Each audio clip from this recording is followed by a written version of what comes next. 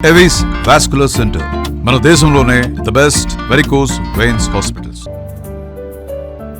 నమస్తే అమ్మా. నమస్తే అమ్మా. శ్రావణ మాసం అనగానే పూజలు, వ్రతాలు, నోములు మామూలా మహిళలందరికీ కూడా ఎంత హడావుడి ఉంటుందో. ముందుగానే మనం ఇల్లు శుభ్రం చేసుకోవటం, దేవుడు మందిరాన్ని శుభ్రం చేసుకోవటం, పటాలు తుడుచుకోవటం, హడావుడి మొదలైపోతుంది. షాపింగ్లని, వరలక్ష్మి వ్రతం అని ఏ విధంగా సంసిద్ధం అవ్వాలమ్మా ముందు నుంచి? అసలు మామూలుగా అయితే మనకు ఒక మాట ఉందమ్మా, శ్రవణ భాద్రపదాలు అని జంటగా చెప్తారు. ఏ ఏ నెల గురించి ఇలా రెండేసి జంటలుగా చెప్పరు కదా. శ్రవణ భాద్రపదాలు అనగానే వర్ష ఋతువు అని లెక్క, అంతే కదా. జ్యేష్ఠ ఆషాఢ మాసాలు గ్రీష్మ ఋతువు, శ్రావణ భాద్రపదాలు వర్ష ఋతువు. అయితే మనకు కొంచెం ముందే వస్తాయి. తొలకర ఆషాఢ మాసంలోనే వచ్చేస్తుంది. ఎప్పుడు వచ్చేస్తుంది ఆషాఢ మాసంలో అంటే తొలి ఏకాదశికి అటు ఇటుగా చినుకులు పడడం. తొలకరి అయితే వేసవి కాలంలోనే అప్పుడో చినుకు అప్పుడో చినుకు పడుతుంది, కానీ వేసవి పులకరింపు తొలకరే తప్ప నిజంగా వానలు పడేది తొలి ఏకాదశి తర్వాత నుంచి వానలు మొదలవుతూ ఉంటాయి. ఇంకా శ్రావణ భాద్రపదాలు వస్తాయి. ఎందుకు శ్రావణ భాద్రపదాలను జంటగా వాటి గురించి చెప్తారంటే, వచ్చేటటువంటి ఆ 2 నెలలు విపరీతంగా వానలు ఉంటాయి గనక అందరూ జాగ్రత్తగా ఉండండి అని హెచ్చరిక. వర్ష ఋతువు ఇప్పుడైతే మనకి ఇబ్బంది లేదు, కానీ పూర్వకాలం అయితే వంట చెరకు దగ్గర నుంచి ఇబ్బంది కదమ్మా. అవునమ్మా. పొయ్యిలో కట్టెలు పెట్టి పొయ్యి వెలిగించుకోవాలి అంటే వేసవి కాలంలోనే ఈ వర్షాకాలానికి కావలసినటువంటి కట్టెలన్నింటినీ చాలా జాగ్రత్తగా భద్రపరుచుకునేవారు. ఒక మాట ఉంది, పొయ్యి కింద పొయ్యి మీద అని. పొయ్యి మీద గిన్నెలో బియ్యం ఉండాలి, పొయ్యి కింద వెలిగించడానికి కట్టెలు ఉండాలి కదా. కనుక దాన్ని భద్రం పరుచుకోవడంతో పాటుగా వేసవి కాలం అయిపోతూనే, పూర్వం ఇప్పటి మాట కాదు, ఇళ్ళు పాకలు కనుకున్నట్టయితే తాటాకులు మార్పించుకోవడం, గడ్డి పరిపించుకోవడం, పెంకులు ఎక్కడెక్కడన్నా వాన పడుతుందేమో వాటిని చూడడం, ఇలాంటివన్నీ చేసుకునేవారు. కానీ ఇప్పుడు మారిపోయింది. ఇప్పుడు దాని అవసరం లేదు. కానీ వర్షాకాలం వస్తోంది అంటే మన రోడ్ల మీద గుంటలు ఎక్కడున్నాయో జాగ్రత్తగా పుడిపించుకోవడం, మ్యాన్ హోల్స్ అన్ని కవర్ అయ్యాయా లేదో చూసుకోవడం. మనం కూడా వెళ్ళేటప్పుడు ఇంకా వానలు పడతాయి గనక మరి మున్సిపాలిటీ వాళ్ళు చేస్తారో లేదో తెలియదు, కానీ మనం వెళ్ళే దారుల్లో గుంటలు ఎక్కడున్నాయో గుర్తుపెట్టుకోవాలి. అవునమ్మా. ఇంకా ఇప్పుడు మనకి విద్యుత్ తీగలు బాగా ఉంటున్నాయి గనక వాటికి అడ్డం వచ్చేటటువంటి కొమ్మలు కొట్టించుకోవడం, ఇట్లాంటి పనులన్నీ వేసవి కాలం వస్తున్నాయంటే ముందు జాగ్రత్త పడాలి కదా మనం. వర్షాకాలం వస్తుందంటే పొరపాటమ్మా, వర్షాకాలం వస్తుందంటే మనం కూడా జాగ్రత్త పడవలసినటువంటి అంశాలు. అయితే ఎక్కడెక్కడ చేస్తున్నారు, చెయ్యట్లేదు అనడానికి లేదు, కానీ చెయ్యవలసినంతగా లేదేమో అని అనిపిస్తుంది. ఎక్కడో అంటే సమాజానికి సంబంధించి అంతేకాకుండా వర్ష ఋతువు వస్తుందంటే చెరువులు పూడిక తీయించి సిద్ధంగా ఉండేవారు నీళ్లు నిలవ ఉండడానికి. ఇప్పుడు నీళ్లు వచ్చేటప్పుడు మట్టి కొట్టుకొస్తుంది.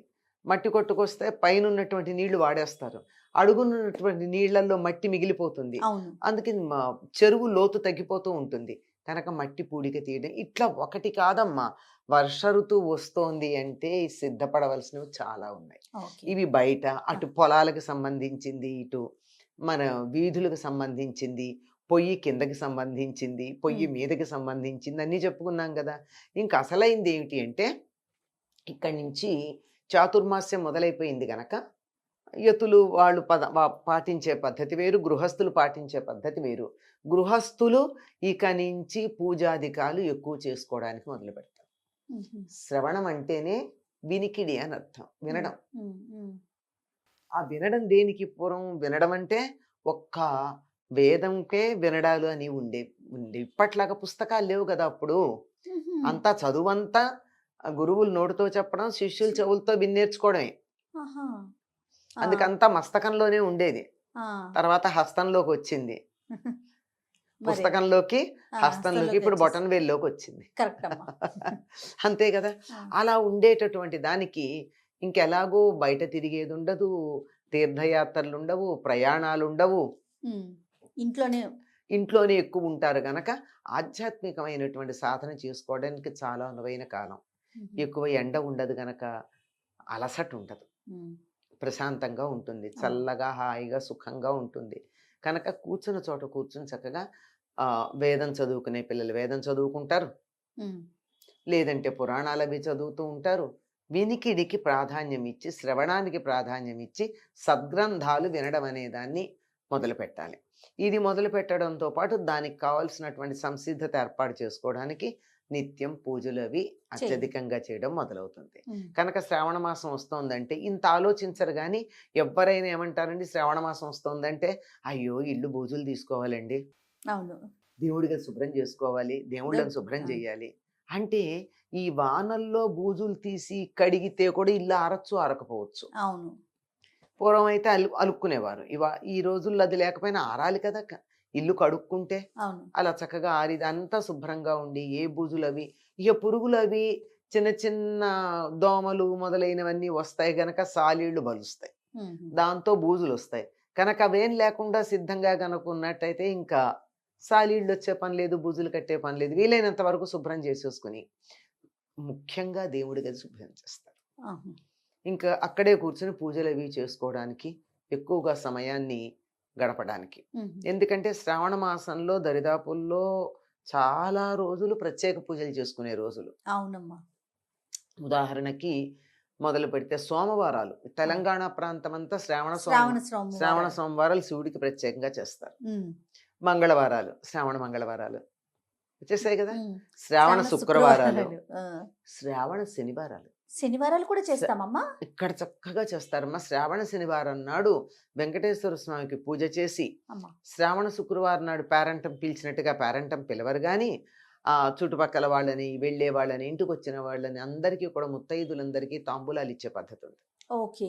శ్రావణ శనివారం తప్పకుండా చేస్తారు ఈ ప్రాంతాలంతా. ఆహా. కనుక ఇప్పటికి వారంలో 4 రోజులు సరిపోయినాయి. అయిపోయినాయి. సోమ, మంగళ, శుక్ర, శని. శని 4 రోజులు. అయ్యిపోయింది. శ్రావణ మాసానికి 4 ప్రతి వారము 4 16 రోజులు దానికి. ఆ. ఇంకా అయిపోయింది కదమ్మా. ఉమ్. దీంట్లో పూర్ణిమకు ముందు వచ్చే శుక్రవారం చాలా ప్రశస్తమైనటువంటిది. ఉమ్, అది ప్రత్యేకంగా వరలక్ష్మి వ్రతం చేస్తారు. అమ్మా. ఇది కాక శ్రావణ పూర్ణిమ చాలా విశేషమైనది. శ్రావణ పూర్ణిమ నాడు మనం రక్షాబంధనం అంటాం, ఆ తర్వాత ఉపాకర్మ అంటారు, ఉమ్, జంజాలు మార్చుకోవటం అంటారు. ఇలా రకరకాలుగా ఆ రోజు చేసేటటువంటివి ప్రత్యేకమైనటువంటి పూజాధికాలు ఉంటాయి. ఉమ్. ఆ పైన అష్టమి వస్తుంది. ఏమిటది? కృష్ణాష్టమి. కృష్ణాష్టమి. ఎంత విశేషం అండి. అమ్మా. కృష్ణాష్టమి ఉంది. ఇలా అనేకమైనటువంటి పర్వదినాలు ఉన్నటువంటిది శ్రావణ మాసం కనుక ఇది పవిత్రమైంది. ప్రతిరోజు ఏదో ఒక విశేషమే, విశేషం లేని రోజే కనపడదు. ఆ, ఆ. ఏదో రకంగా దాంట్లో మనం తప్పనిసరిగా మనని మనం ఆధ్యాత్మికంగా ఉన్నత స్థితికి రావడానికి శ్రావణ అనుకూలంగా మాసం. చేసుకునే కాలం. వాతావరణంలో తడి ఉంటుందేమో, అలసట ఉండదమ్మా. ఆ. కాబట్టి ఎక్కువసేపు మనం ధ్యానం చేసుకోవడానికి, పూజ చేసుకోవడానికి అలసిపోయామన్న భావన ఉండదు. కాకపోతే చలిచలిగా ఉంటుంది కనుక వెచ్చగా కూర్చొని నిద్రపోదామన్న భావన కలిగితే కలగాలేమో గానీ వాతావరణం చాలా బాగుంటుంది. ముఖ్యంగా అమ్మవారినే కొలుస్తాం కదమ్మా, లక్ష్మీదేవిని. ఇప్పుడు మంగళవారం నాడు గౌరీదేవి తల్లినే. ముందు సోమవారం నాడు శివుడు, తర్వాత మంగళవారం గౌరీదేవి. అమ్మ వాళ్ళిద్దరిని పిలిస్తే శివుడి అక్క సోదరు ఉంది కదా శుక్రవారం లక్ష్మీదేవి. లక్ష్మీదేవిని పిలిస్తే ఆవిడ తన ఒంటరిగా వస్తుందా? మర్నాడు శనివారం నాడు వెంకటేశ్వర స్వామి. కుటుంబం అందరినీ పూజిస్తాం. మంది కుటుంబ సంస్కృతం ఎప్పుడు చెప్తాను నేను, వీలైనన్ని సందర్భాల్లో చెప్తాం. మంది కుటుంబ సంస్కృతి కూడా అంతే. భగవంతుని ఆదర్శంగా తీసుకుంటాం మనం. అక్కడి నుంచే మనకు ఆదర్శంగా ఉండడానికి, లేకపోతే వాళ్ళ కుటుంబాలు ఎందుకు? మేమే ఇలా ఉన్నాం, మీరు ఉండండర్రా అని చెప్తున్నారు అన్నమాట.